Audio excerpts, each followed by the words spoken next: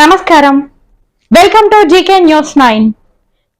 మరి అందులో చదువుతున్న పిల్లలకు కూడా మరి వాళ్ళ టీసీలు మెమోలు తీసుకున్నప్పుడు ఇబ్బంది అనేది జరుగుతూ ఉంటుంది.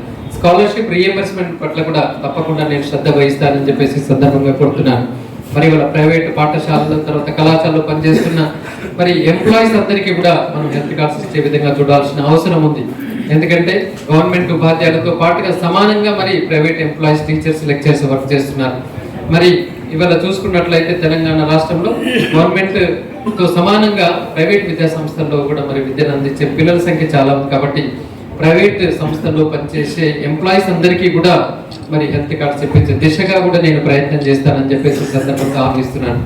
కాబట్టి మరి పట్టభద్రులారా, మీ గొంతుకనే నేను ఉంటానని చెప్పేసి, ఖచ్చితంగా మీకు తోడుగా ఉంటానని చెప్పేసి, గతంలో లాగా మరి ఒక పొలిటీషియన్స్ వాళ్ళ గ్యాప్ను ఫిల్అప్ చేసుకోవడానికి గ్రాడ్యుయేట్ ఎమ్మెల్సీగా వచ్చి ఉన్నారు.